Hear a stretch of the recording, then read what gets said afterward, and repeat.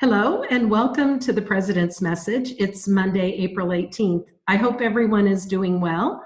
With me today is our Missouri Organization for Associate Degree Nursing membership, Nurse Educator of the Year, our own Sara Dunn. Sara, good morning. Congratulations. Thank you. Thank you. That is quite an honor to be named Nurse Educator of the Year for the whole Associate Degree Nursing, which is Missouri-wide. So we are so proud of you. Thank you. Thank you. I'm proud of myself, and I am very honored to have received that award. It is, I know it is a big honor, and I appreciate that. Well, I guess we shouldn't be surprised because our nursing programs are ranked #1 in Missouri by at least nursing.org. And the reason they are is because of nurse educators like you, Sara. So I wanted to just have a conversation with you about what you do that's special in the classroom. I know the award asks for people to, when they make a nomination, to talk about the innovative aspects of the instructor, how they make sure that students are learning. And that has to have been especially challenging here as we moved things fully online. You don't think about, learning all the skills and information that you need to be a nurse by doing it online. So let's just talk about some of the innovative things that you're really proud of. Okay. So one of the first things that I did for my classes is whenever I very first started teaching, of course, I stood up in front of the class in the lecture format and I would lecture the content. One of the first classes the students take in the Year 2 program is called Introduction to Professional Nursing, which is a really important class because it teaches the students those skills you need to be able to be a good nurse, including conflict resolution, because sometimes there can be conflict between different members of the healthcare team, between a patient and a family member, different things like that. And a lot of times nurses are kind of involved in trying to resolve those conflicts. Communication is always so important, not just in nursing, everything.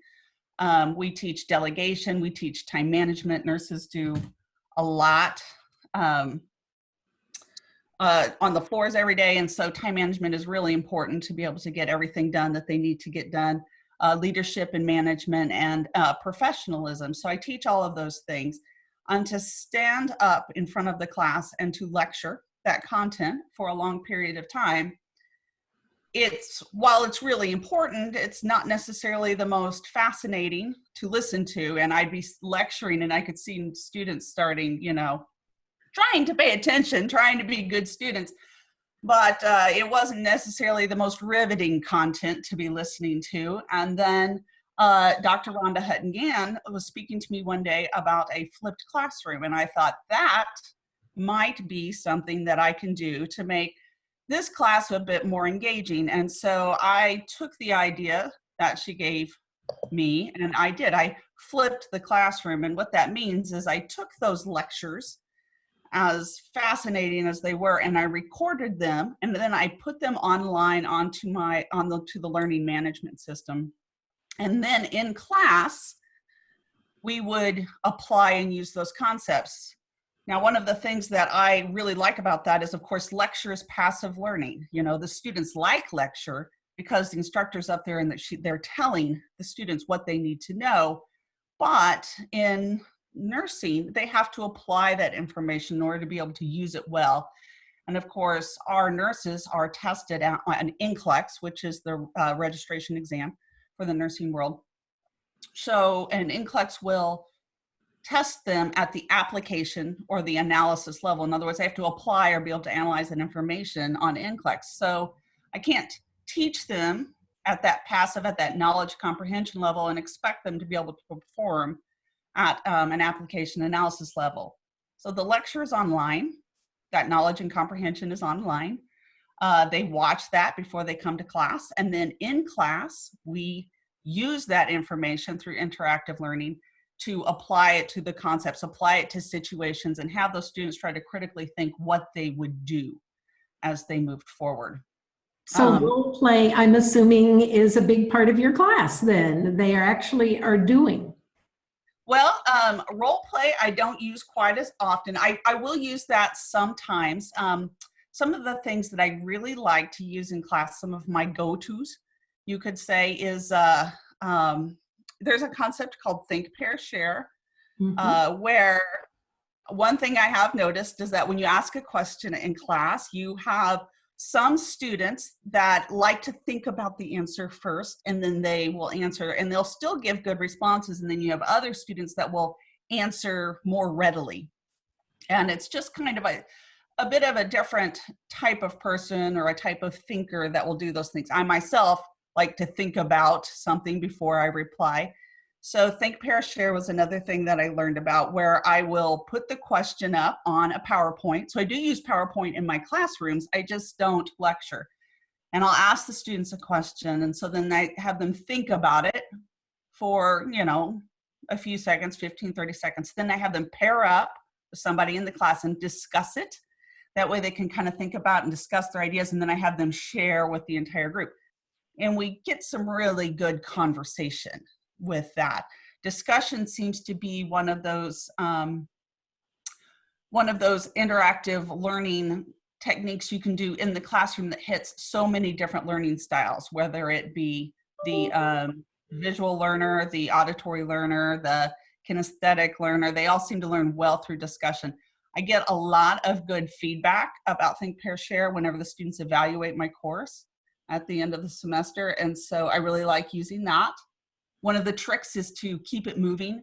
Don't let them think, pair, share too long, or they'll start, losing its value. And the other thing that I really like is in nursing, we use training technologies, which is the clickers, where you can have the question up on the board. And then what I'll do is I'll ask them a question, a multiple choice question on the board. I like to design my classes where the first thing I do is I have them think about why they have to learn a particular concept, because the adult learner won't put a lot of thought or energy into learning about something unless they understand why they need to know it. So that's the first thing we do. And then we go and we discuss the particular concept. And then I like to test them on it through these clicker questions in class. When I say test it, this is not for exam points. This is just clicker questions where they can see the question, a type of question they might see on the exam, for instance, and then they can give me their responses on their clickers. They get feedback immediately as to how well they're doing and how well they're understanding. I can speak more in depth to the concept if I need to, and it gives me real-time feedback on how the students are understanding that particular material before I move forward. So those are two of the things I really like to use in the classroom. When I think back on all of the courses that I've taken, I know when you have active learning and engaged learning in the classroom, that's the most meaningful. Unfortunately, not all instructors teach that way, and I applaud you for doing that and being both innovative. I know the clicker technology is really helpful to you as an instructor and to students to immediately understand if they're getting the concepts that you're trying to teach. Oh yes, students seem to really enjoy it. Actually, they'll tell me that they like the class, they have fun in the class, and they're still learning that content. So if they're having fun, they're more engaged. Sarah, one of the other reasons that you were selected as Nurse Educator of the Year was because of your cooperation and coordination with your peers. And I know that I can just tell from your enthusiasm. Obviously, Dr. Huttengan helped you understand how a flipped classroom might be valuable, but your peers have talked about how you are a leader in our nursing program. So congratulations. I don't know if there's anything you'd like to share about the atmosphere of being a leader to others that are teaching. Well, I wouldn't necessarily consider myself to be a leader. I think I am so fortunate to work with so many amazing nurses as faculty in the nursing program. I feel like we have good ideas. I love it whenever we discuss something new, something different. We try to put it into place. I co-teach my classes with really good instructors that give me different, we talk about different ideas for trying to improve our classes. I teach clinical with really good instructors that, have different ideas on how to give the students better experiences. Just our entire program, our faculty as a whole works so well together. It's one of the things that I love about teaching at State Fair is our great nursing faculty. We tend to be kind of a cohesive unit that works together to try to move forward. And the culture, I feel, is one of the things that really kind of encourages us to all be better instructors ourselves. I feel like we get the support. My director, Allison Brosh, I feel like she gives me a lot of support to be able to do these things in the classroom. Which, whenever you're trying something new or innovative, sometimes you're taking a little bit of a risk. I do try to research my ideas and stuff before I move forward with it. But we wouldn't be able to do that if we didn't have the support of each other amazing, wonderful minds all putting this stuff together. And of course, our coordinators and directors and dean. In our nursing program, I know we have students who challenge all of you as well, as we want them to, because a good nurse means that they are using critical thinking skills and being innovative themselves. So it's not only your peers that have an exciting culture of critical thinking, but I think our students are there as well. Well, nothing will keep you moving a course forward or trying to keep it more innovative and better for learning than a student that challenges your thinking or what you're doing in the particular classroom. And one of my personal feelings is that the nurse's primary job is to advocate for their patients. And if you're going to advocate for your patients, you have to be a good advocate for yourself as well. Because if you can't function in your own role, you cannot advocate for other people.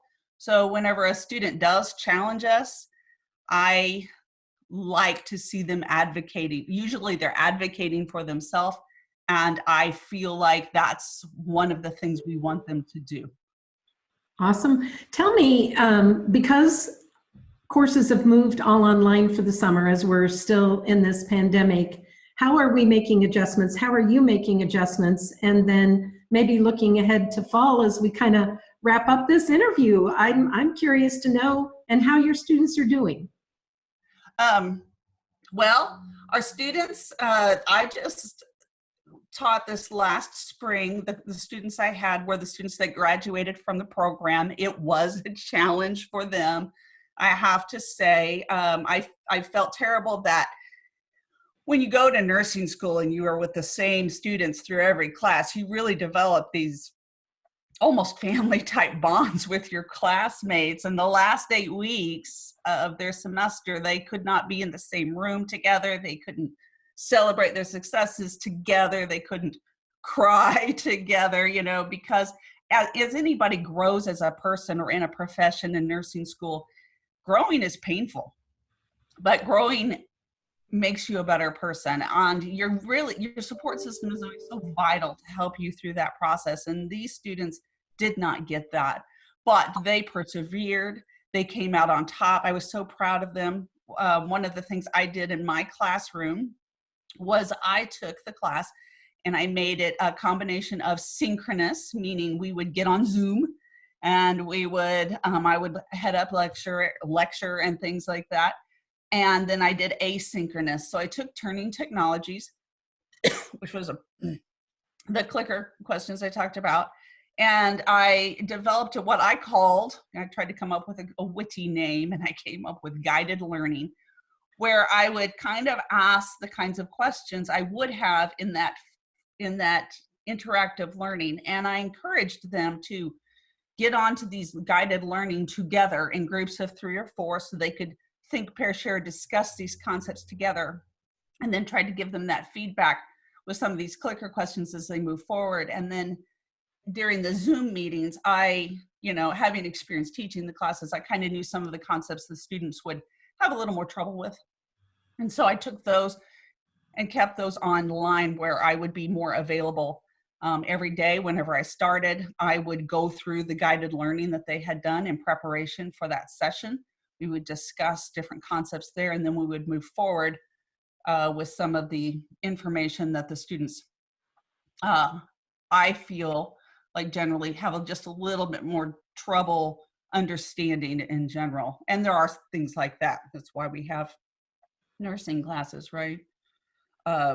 Clinical is a particular challenge.